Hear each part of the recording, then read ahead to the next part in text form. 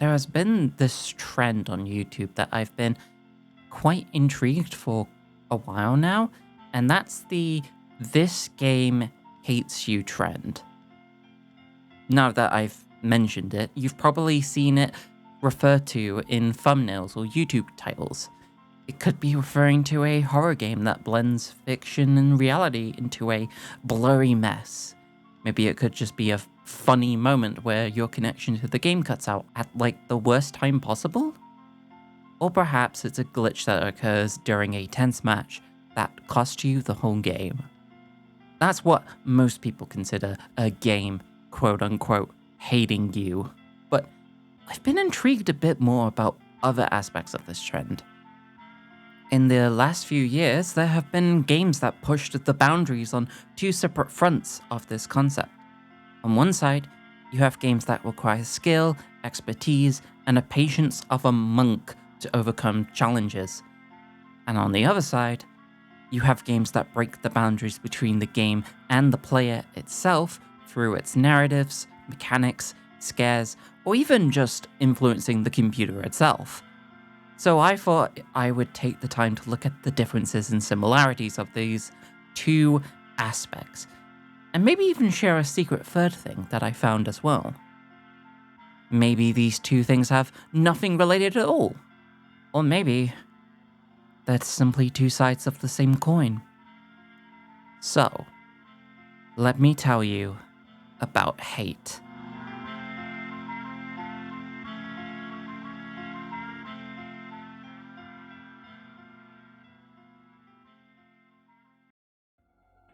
Hi, I'm Meadow. You may not know me, but soon you will. I thought for this video I wanted to look at a trend that I've seen pop up every now and then and dive into it a little bit deeper.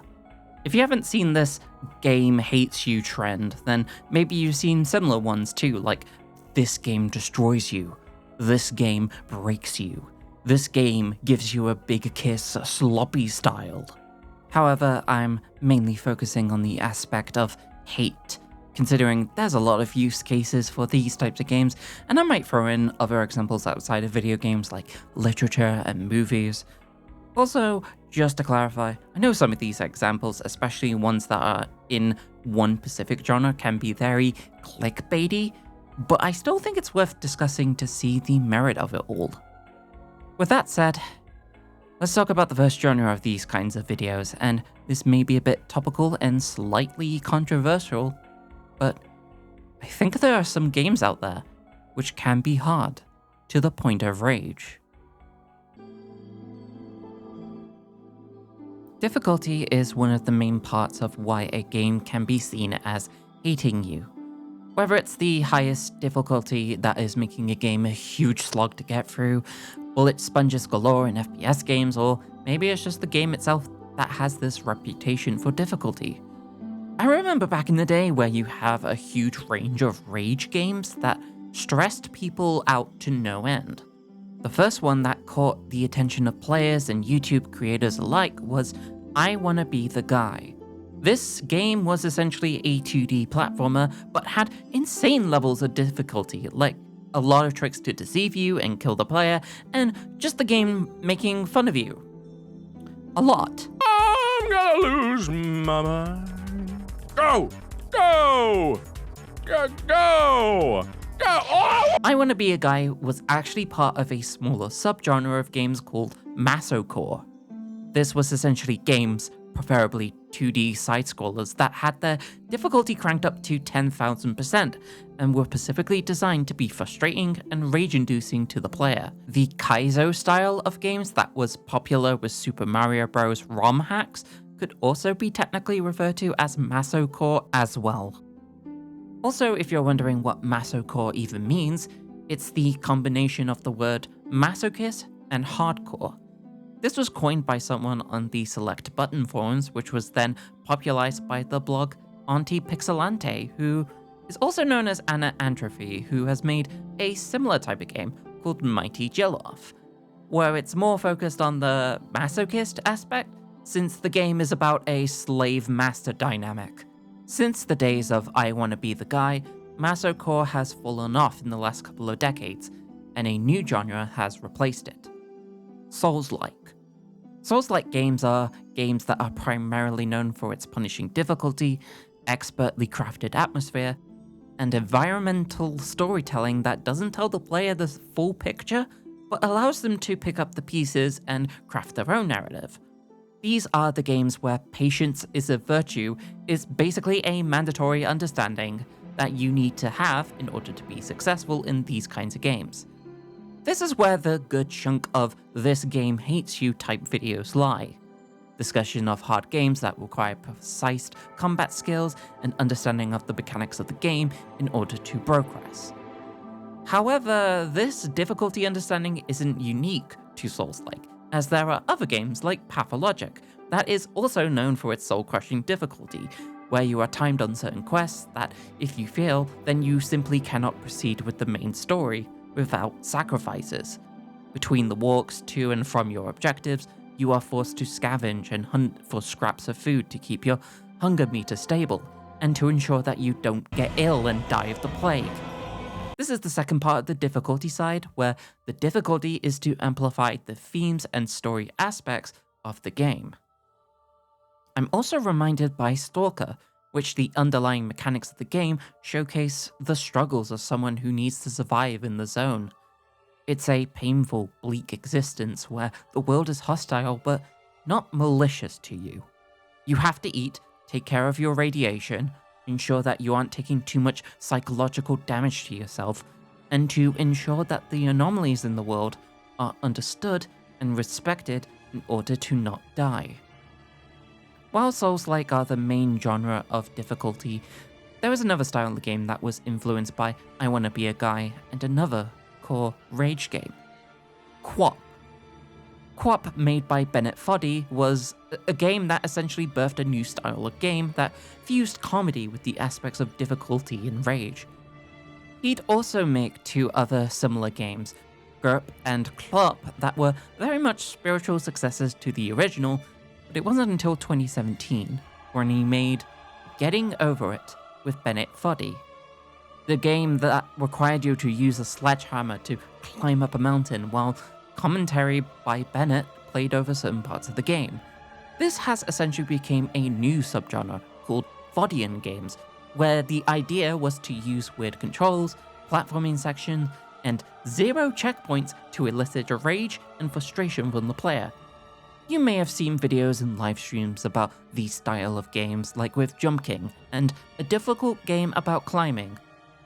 Mainly from Markiplier, he loves to be angry at these kinds of games. Just want to get back to where I was, and I can't get past this fucking part. No, every time it's like 10. No! God damn it! What the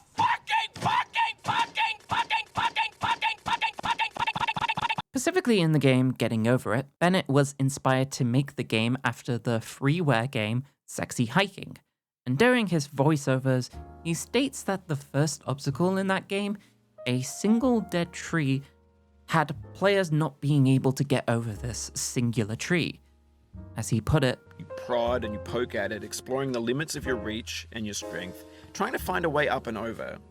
And there's a sense of truth in that lack of compromise. Most obstacles in video game worlds are fake. You can be completely confident in your ability to get through them once you have the correct method or the correct equipment or just by spending enough time. In that sense, every pixelated obstacle in Sexy Hiking is real. Imaginary mountains build themselves from our efforts to climb them. And it's our repeated attempts to reach the summit that turns those mountains into something real." However, not many people think this aspect of difficulty is all that great. There has been a lot of back and forth regarding difficulty in games that have been spurred on by Hollow Knight Silksong. The game has a crazy amount of difficulty due to the amount of damage you take, the boss fights, and the gauntlets that you have to go through to get to these boss fights. There's even a review that's been talked about a lot recently that focused on the idea that the game's difficulty wasn't really making the whole game better as a result. However, I have no complaints about this article because it was written by my fucking oomfie. There can be a lot of discussion about how difficulty can be a detriment to the game itself, whether it be locking people out of the game simply because there's no decent way of getting through a section simply because the player doesn't have the motor skills to proceed.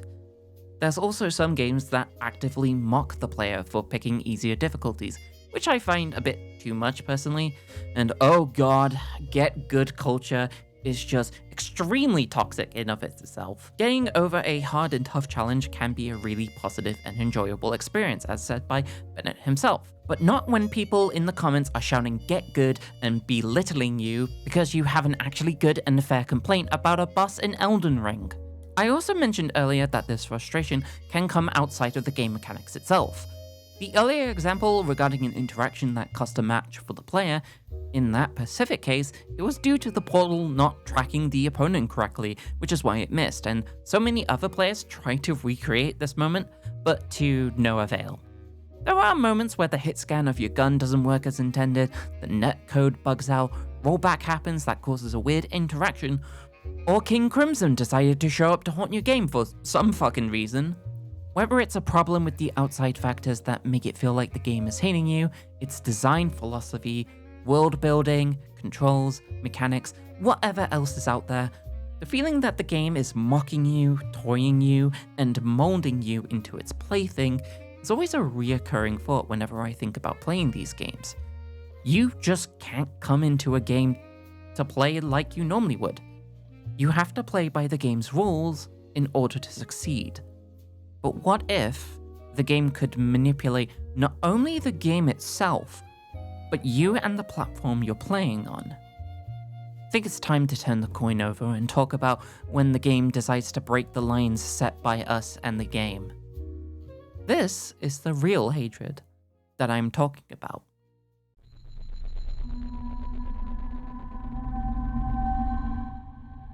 Before we can proceed any further with this discussion, we would need to talk about metafiction. If you don't know what that is, metafiction, according to the Oxford Dictionary, is fiction in which the author self-consciously alludes to the artificially or literariness of a work by parodying or departing from novelistic conventions and traditional narrative techniques. In short, it's a genre of fiction that focuses on structures in a way that reminds the reader that they are reading, viewing, watching a fictional piece of work. The ways that this could be done would be through examples like fourth wall breaks, the story within a story trope, and the use of self-reflexivity to reflect on the author's own processes and to allow the reader or viewer to question the context that this story is being provided in. This has been something that's been showcased more with postmodern literature in the mid-20th century, but has been traced back to works like Don Quixote and the Canterbury Tales. Since then, books like Pale Fire, Slaughterhouse-5, and the insane rabbit hole that is House of Leaves employ metafiction to discuss its themes and storytelling to proper effect. In modern times, the best example of metafiction would be Deadpool. Yes, I know he's an insane fourth wall breaking merc that teeters on the edge of being funny and interesting to being annoying as fuck, and I know people are tired of Marvel and superhero movies. However, he is arguably the best and most popular example of metafiction that we have. I'm sorry, I need to mention him. However, if you want to be more smarty pants, there are other media that deals with metafiction, like the works of Charlie Kaufman, David Lynch's Inland Empire, and Freddy Got Fingered, according to Wikipedia. Man, the backwards man, backwards man, the backwards man, the backwards man, the backwards man, backwards man, the backwards man. I can walk backwards fast as you can. I can walk backwards fast. However, for this video, we're focusing on metafictional video games. This is a small section compared to literature and movies, but the ideal of games using metafiction to create stories, expand its themes, and showcase what these style of games can go from here. You have games like The Stanley Parable, Toby Fox's work, especially when it pertains to the genocide and weird routes, and most infamously, Spec Ops: The Line. Since its release, A lot of critics and virtually every single YouTube creator have singed its praises regarding how Spec Ops uses metafiction to tell a gripping story about the disconnect between the character that you play and the player themselves. Loading screens that critique the player for their actions, sudden realizations from the main character about what they have previously done, and some expertly crafted sequences that are just harrowing to experience through. If you have the chance to play this game, please do so. Well, if you're able to do so, I'm pretty sure it's delisted on Steam at the moment.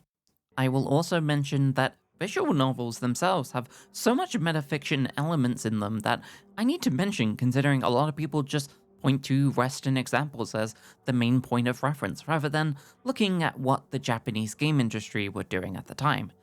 Examples like When They Cry series with Higurashi and Umineko, the mainline Danganronpa sequels, especially V3, and other visual novels that employ fourth wall breaks to explain why you got a bad ending. Tsumike is one big example that I can think of this, and oh fuck, it's that Neko arc? Also, do you know there's a similarity between Umineko and Tsumike that isn't just the usage of metafiction? That's right, they both have banging fighting games. Go play them right now, especially Melty Blood. With metafictional games, they can just simply break the fourth wall or comment on the story plots, and very simple stuff, especially when it comes to multi-platform games and console games. But with the rise of PC gaming, a new subgenre formed in its wake. Meta horror. Meta horror is essentially horror games that use metafictional elements to tell a dark story, scare the player, and many other tricks and turns. Why stop at making the character look at the player to do a knowing look at a stupid fucking name drop when you can make the evil villain of your story, create notes on your actual desktop, and even make your game window do a little jiggle? Using the PC to do meta horror isn't new. Games like Irisu Syndrome has done this in the past to great success, but it wasn't until games like Doki Doki Literature Club, One Shot in certain aspects, and the works of Daniel Mullins like Pony Island, The Hex, and Inscription that pushed meta horror into the spotlight. And by spotlight, I mean YouTube Let's Play videos. The idea of using metafiction for scares has always been used since the beginning of psychological horror games, as the biggest example of this usage was Eternal Darkness, a game that had a sanity meter where if you let it go for too long, can cause lots of scary effects like pretending to delete your save data, show you that the game crashed, or even the game cutting to black to show a to be continued screen just to spook the player. There's also the original Luna game that predates a lot of the early Sonic.exe games back in 2012 that actually placed files onto the computer to control of your mouse and other spooky things. I actually found out through Izzy's video on Luna Game that Game Maker Studio, the game engine that's used to make these early meta horror games, had options to create text files through coding. However, this can be very technical to do, but that's what I could find out through looking at these forum posts. Now, everywhere you look on GameJolt, Steam, and itch.io show that meta horror is here to stay, whether it be the sudden resurgence of EXE games and new developers trying their hand at making a horror game using those elements. However, it is a fine balance, as there are games that lean too heavily into the metafiction rather than the horror that it just kinda kills the vibe. Oh, there's also games that do way too much PC messing that is just borderline unplayable or even actually harmful to your PC. Like there's even an EXE game that forces your PC to have a blue screen of death. Okay, what are we even doing here?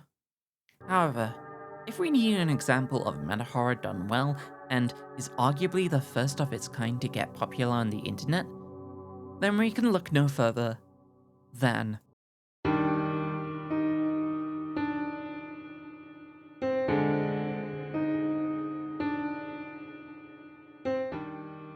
Imscared, released in 2012, is a meta horror game made by Ivan Zanotti, and is arguably the first meta horror game that got popularized in early YouTube Let's Play channels. It was arguably the first to use file manipulation and taking control of your mouse and other mind-bending effects as well, outside of Luna game, obviously. While the version of the game that most people know was originally back in 2012, it was technically a demo on GameJolt, and it actually got fully released in 2016 that was released on Steam, with new content, scares, and while I was writing the script, I realized something. I never played the new version. So I decided to take up the challenge and go into the game and play through it all. The game starts with a warning explaining that the game will simply try to trick and deceive you. Once you have been informed and accept the terms, you go through the tutorial, collecting keys, opening doors, and finally, picking up a flower. Once you've done that, the game closes, and then the real game can begin. The game works by you progressing through the game, learning the tricks to understanding the game, and collecting keys. Sometimes these keys open a wardrobe, while others lead into fleshy corridors. Another part is actually checking the folder that is on your desktop that you can check by pressing M on the keyboard that the game explicitly tells you to do so in a fake blue screen of death. See, you gotta fake it. Don't actually do it for real.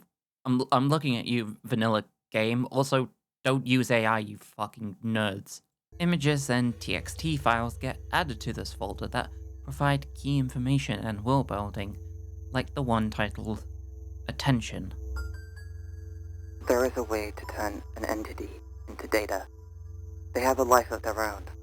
It is difficult to distinguish them from normal computer files. In our actions of every day, while we sit at the computer, this bite entity observes us and studies our every move and fear. The game is simple. To touch the arrows is the key, and if you get caught, you lose. A sound will predict its arrival. It is Whiteface. From here, you explore the game, the folder, and its many twists and turns. One of the elements that I can praise this game for is its atmosphere and sound design. The music is this right level of unsettling darkness that fits into this world, and can scare you as well. The part with playing tag with Whiteface, with the sound of it coming from behind you or near you, is some of the most tense and nerve-wracking parts of the game. Now, its scares are either based on scaring the audience through its meta elements, or just jump scaring you, which I can honestly find to be pretty cheap. Except that one time where a fucking sign jump scared me. However, as the game progresses, you come across another horrifying element to this game.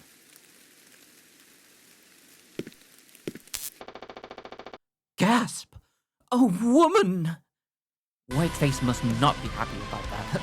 I'll try my best to not spoil the game too much, since I do recommend you all play this for yourself, and I simply don't want to recap the story and my experience, but I will share some criticisms I have with the game, especially when it comes to its third act. For one, the third act requires you to restart the game multiple times to proceed with the puzzle-solving section of the act. It honestly becomes quite tedious personally, and another part is that once you finally get to the final ending and you can taste it and you just need to open the door, it then cocksblocks you and tells you that you need to get all the achievements for the game. I will say that it does tell you where to get these achievements, but in a vague way, so you're kind of left scrambling around figuring out what the fuck you need to do. So it is a bit of a slog, but there's that. Overall, I do think that the game is excellent and showcases how well Metafiction can push the horror gaming scene to new heights. It never overstayed its welcome, and it actually gave a reason as to why these meta elements were being used.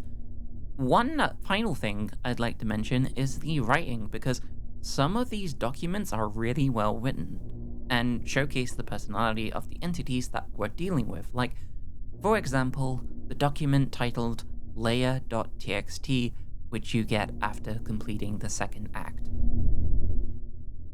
The curtain falls. I want to share a story with you. I've never had the chance to be a child, but when I was a child, I always thought about awful things.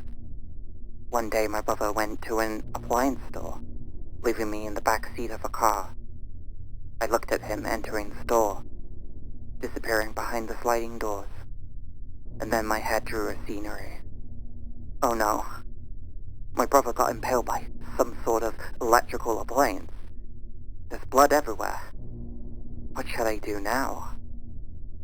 The truth is, I never had a brother. As her, to talk was not my thing. I just wanted to entertain you. Maybe I should go back or change again. You changed me, and now I'm not scared. No. I'm worried. Maybe that's why I'm using all of these commas I never liked that much. Maybe I'll let you play with me for a short time, instead of the opposite. I have 2 more secrets for you. The credits hold for one of them. It will be fun. But please, at the end of this, do not kill me. I really want to be with you forever. Wait, hold on, what? The woman and Whiteface are the same person? Okay, I'm gonna retract that earlier joke about Whiteface because he is woke. Just like my friend who messaged me on Steam that got picked up in the recording said, I'm scared. More like, I'm queer. Thank you, Raylia. True words of wisdom right there. There's a lot of the game that I'm not talking about simply because I want you, the viewer, to experience it yourself. Like, there's a full ARG element to the game that was added for the 10th anniversary that I haven't talked about yet, so please go play I'm Scared and tell me what you think about it. Okay, so I was about to release this video, but as I was doing a bit more research, I found out that Ivan Zanotti fucking announced the sequel to I'm Scared. Fuck, I didn't expect that. That's cool as fuck. Why did you post it at the same time I was about to release the video? What the fuck is wrong with you? Anyway, I put a link in the description to wishlist the game. Please check it out when it releases. Okay, back to the fucking video. Now, we know firsthand what meta horror could be. I think it's time to dissect the differences between the 2 sides of the same coin. Wait, shit, I forgot about the secret third thing. During the research for this video, I've been looking at all of the examples of meta horror, and I noticed a trend. The fact that when you play the game, there's always this entity inside the program that's either malicious or hostile to you, which causes you, the player, grief and horror. But I've always wondered, what would it be like if the roles were reversed? I thought about it for quite some time, and I thought I'd give it a test to see if I can find any examples like it in this video. However, I couldn't find an example. I couldn't find it. Not on Steam, not on GameJolt, not on itch.io. Not if Daddy Kier has anything to say about that. I got desperate. I tried every keyword that I could find, but to no avail. I just couldn't find it.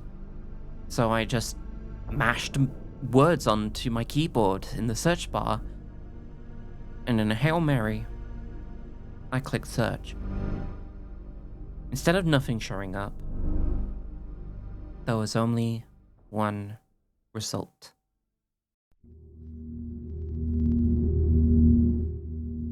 When I clicked on the game, I was brought to its game page.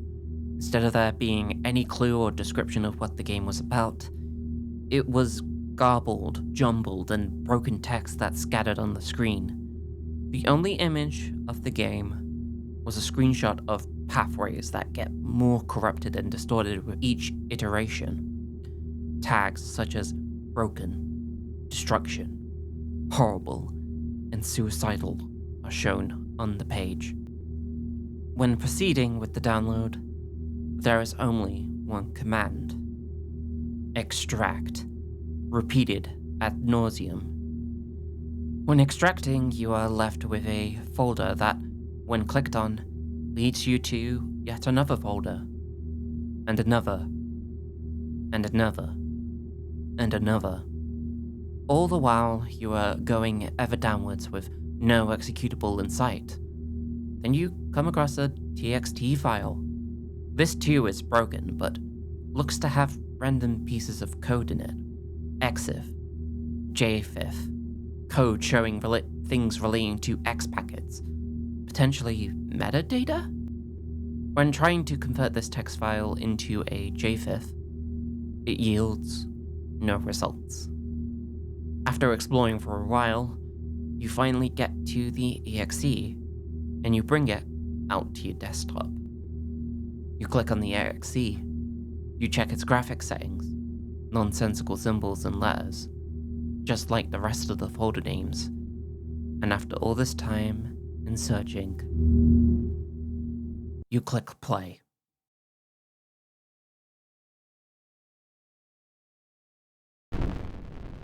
You are booted into a labyrinth. Noise fills your vision. Dark, glitchy, stuttering, rumbling noises fills your ears. You try to wander around to gather your sense of direction, but you get hit by some text. I don't want you here. Sirens go off. The maze darkens with your senses dazed. Dead end after dead end. Slowly the walls brighten up into a blistering red. One moment you're running for your life. The next, you're consumed by a red mess. But I need you here. You return to what looks like a broken and out-of-place park. Large arrows grow out of this landmass. You try to fall down, but you simply return to where you were before. In the middle, there is a crying bird statue, and the skybox has been replaced with low-quality images of a city, a house wall, the sunset over a barren forest, and a motorway. The statue cries out in pain, but with no response. And then you discover you can shoot arrows with the spacebar. After shooting the statue several times as it screams in agony, it cuts to black, and you are in the area the screenshot showed you before. You cannot escape, as water is all around you. Veins spike out of the water. You look down to see a box, State 1, far away below you. The tide, the sea, the wake, the crook of her arm. Glitch textures, a noisy soundscape blast your ear with no idea where to go or how to escape the maze. Pages, pages, pages. It's bright red. The background reveals itself to be a massive black and red rock formations soaring into the sky. It surrounds you. Wanted. Wait. Back to what you consider normalcy, you resign your fate. In a last-ditch option, you run. But then... Dawn, dawn, dawn, dawn, dawn, dawn. Statues come out of the water. They're everywhere, staring at you, judging you, hating you. The game crashes. It's over. Okay, so I may have lied. Don't kill me. I didn't actually find this by key smashing on my keyboard. I actually found this game through its creator, Kitty Horror Show. Kitty Horror Show is a horror game developer who has made several short-form games that you can play through in an hour or so, but her most popular work is Anatomy, if you've seen that game around. The game that I played through was called 0000FF0000. For brevity, I'll just be calling it 0F, but the numbers actually do mean black and red in hex code. 0F essentially presents itself as a haunted game with its winding folders, its broken glitched text in the game itself, and its meshed together look. I think there's a lot to unpack here, but the main thing I want to cover is how the game feels alive. Kitty has a penchant for personifying the worlds she creates, an enemy being a prime example of this, but Zero F itself is personified. It shows how much it doesn't want to be found, doesn't want to be played, and when you do force it to be played, it's in agony and is trying to force you out like an infection. The only real jump scare is the text pops up and the statues coming out of the water, but the rest of the horror is built up through atmosphere, world building, its sound design, and its slow build up to the finale where you get unceremoniously booted out. I also think the scariest thing in the game is that city image on the skybox where it kind of looks like Canary Wharf. Rich people are the scariest thing in society. I also think it acts as an abandoned project that was simply left to fester. The State 1 at the bottom of the floor during where the veins show up point to this being an animation pop-up that the Unity uses that wasn't really removed. Everything else is all a collision of clashing textures, broken ideas that were just left at the cutting room floor, and was then left to rot, and to become Zero F.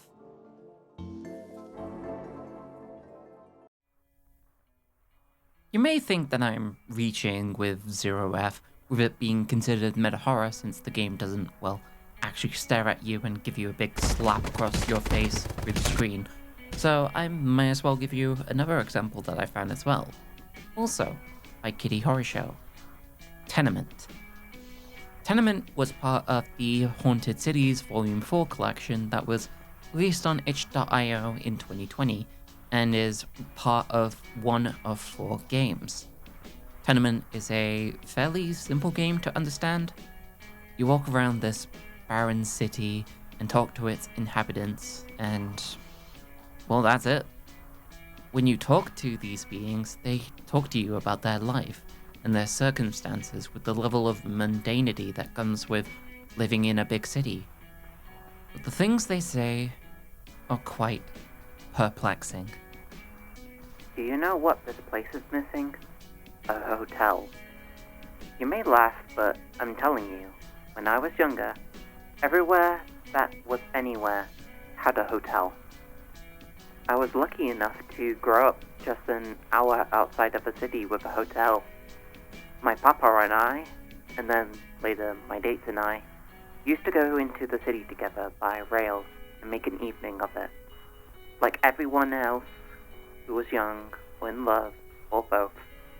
It was so exciting being there, all crowded up into the lobby with dozens and dozens of other hopefuls, the mother, and the energy.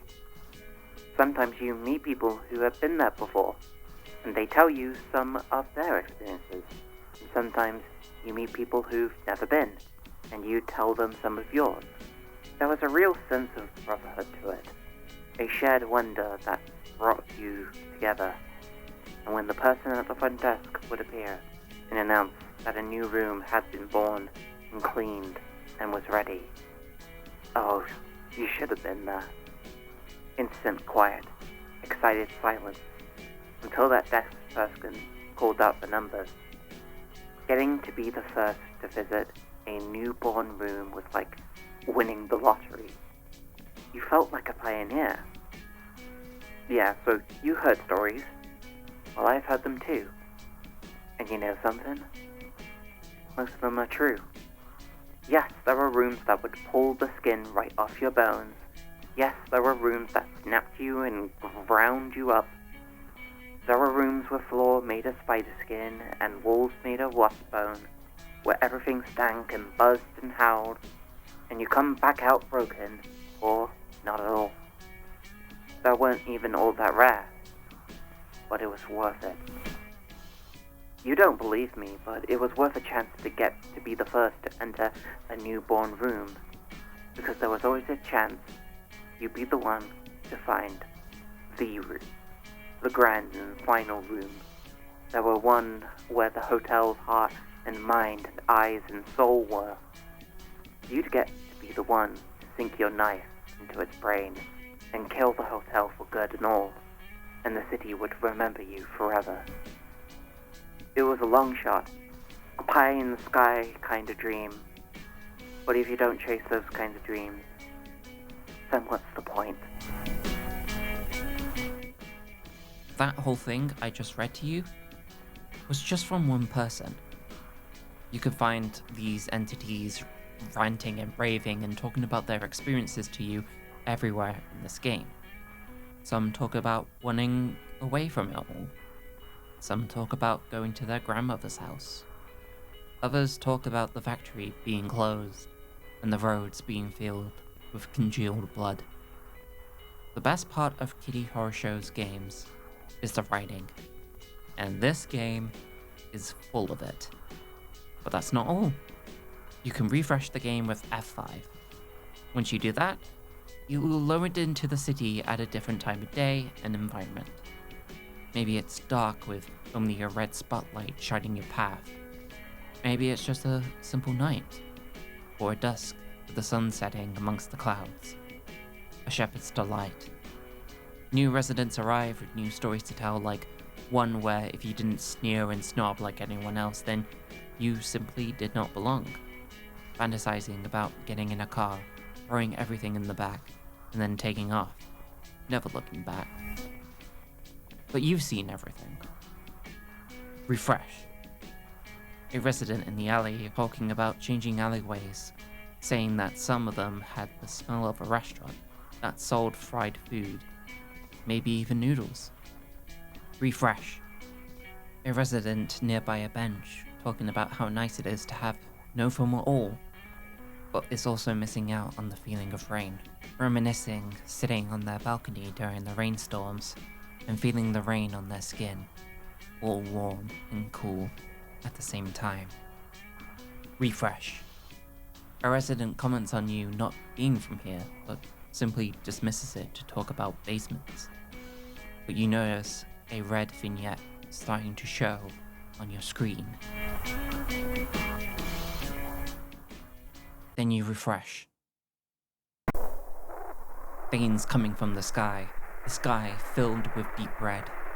All of the residents in the city are distorted and horrified with what is happening to this world, and they are suffering for it.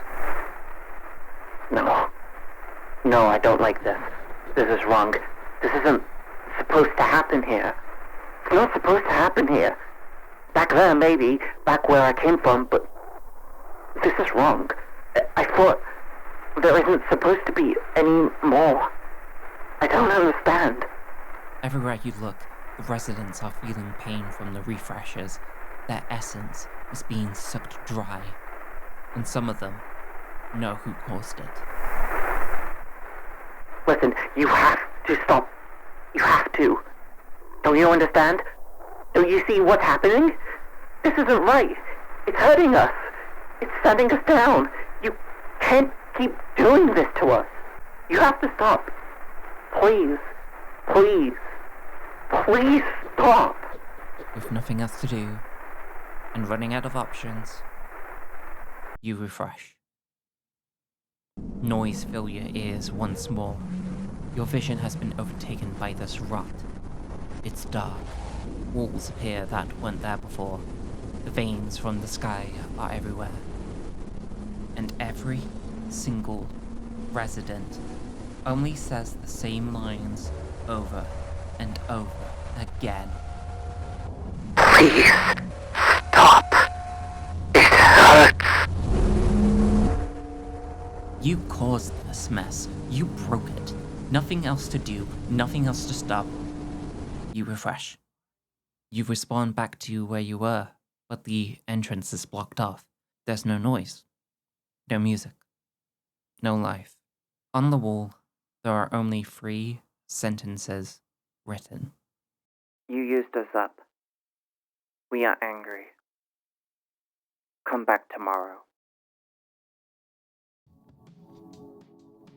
This is what meta horror is like to me. It's knowing that the game deep down hates you to your inner core. While Zero F's meta horror is vague and can only be gathered through metaphors, Tenement hides its meta elements until the very end. You think you're just going around talking to people and the horror is in the mundane, but Nope. Refreshing the game to get something new out of it, only to reveal that it's causing such suffering and misery to its inhabitants. It also represents the reverse of the typical meta horror stereotypes. The entity in the game isn't malicious, harmful, or causing you harm. You are causing harm to it. If you want a short horror experience, please play this game. There's a whole lot to this game that I haven't mentioned about, like, I haven't talked about what happens when you fall off the map. You can go find out what that even means. Now, enough dilly-dallying. I think it's time to start connecting the dots between the genres and talk about how these games hate you in one way or another.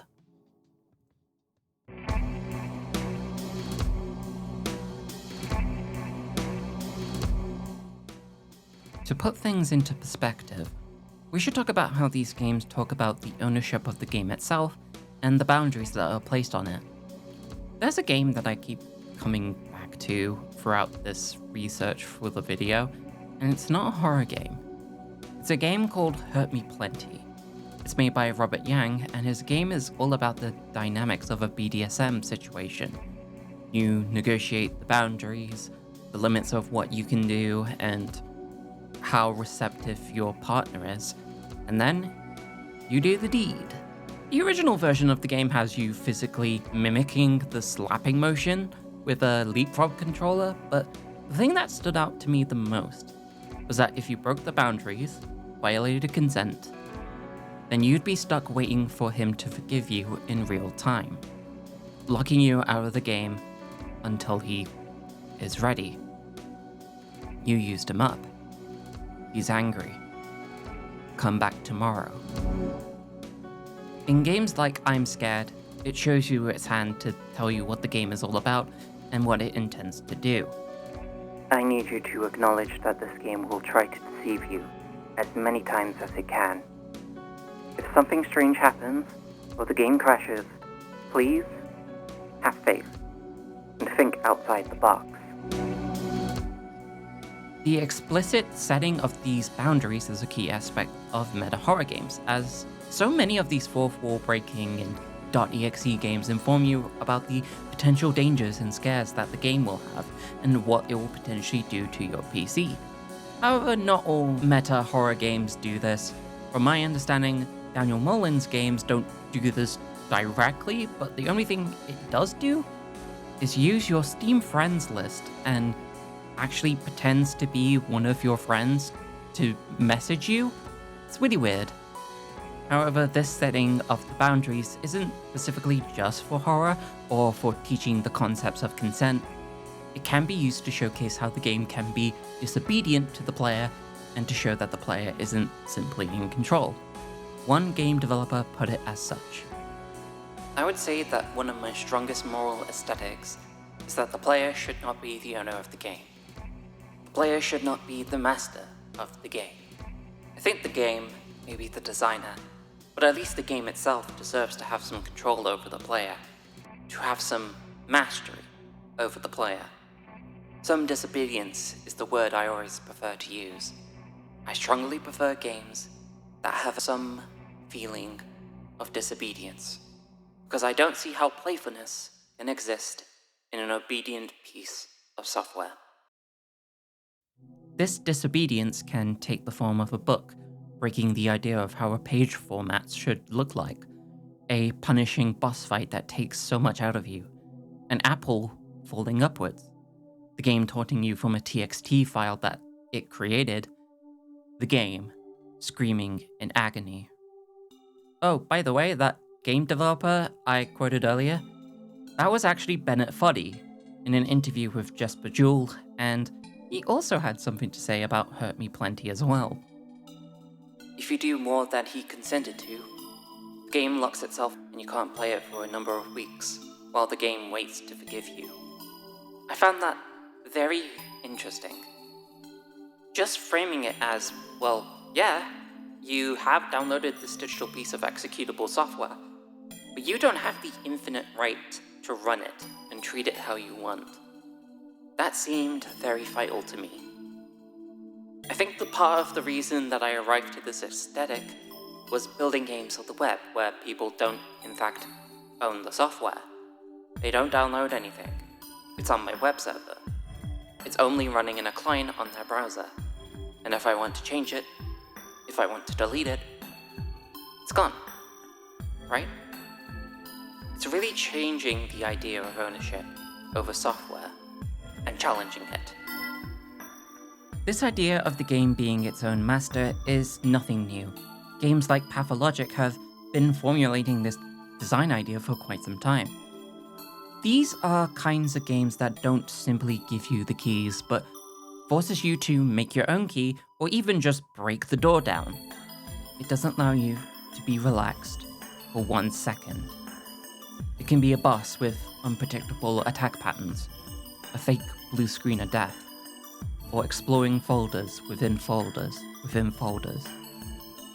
There's also been some discussion with the idea of anger and fear being similar emotions to each other, and I feel like that is quite apt for this look into these style of games. Horror games are built on the idea of the fight and flight reaction, and as well as its lesser two known parts, freeze and fawn. Some games have you run away with no chance of gaining the upper hand, while others just let you fight to the death, and this reaction is also applicable for Souls-like games as well. Do you fight the strong enemy, or do you run away with your last chunk of health? Fear and anger is all intertwined with all of these games that I keep thinking about a lot. And if there's a massacre game out there that deals with the innate fear of loss, then look no further than Diminish. It's a non-fiction series about a massacre rage game that showcases the idea of anger and fear can help someone grieve to overcome their losses and become a better person.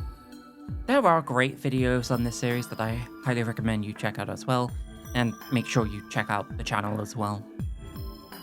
And to finish things off, I just want to say that if you're a fan of Souls-like games, then maybe you'd find some kindred in the indie horror scene, and vice versa. Because sometimes, the only thing you need to motivate you is fear and hatred.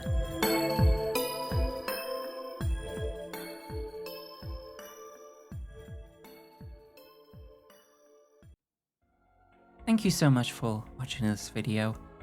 This video actually took longer than it should have, but I've been away on a nice little holiday. I touched grass, and that shit is hella cool. Everyone should touch grass every now and then. I also want to say thank you so much for the love and support for the last video, as it got a ton of views.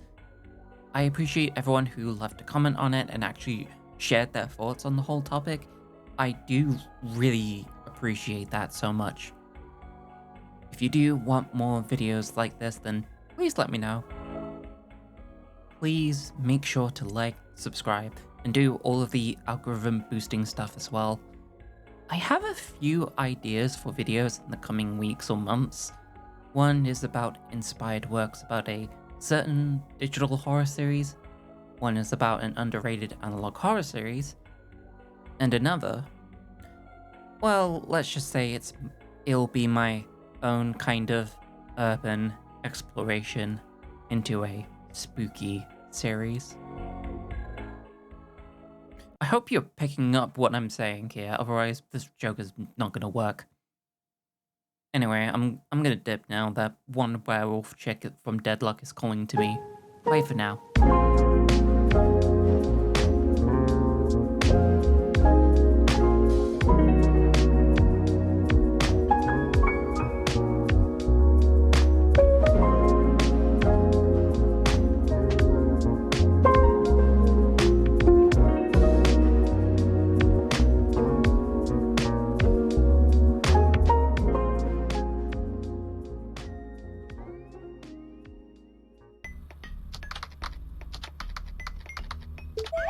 Amazing! That game sounds super fun. We should play it sometime.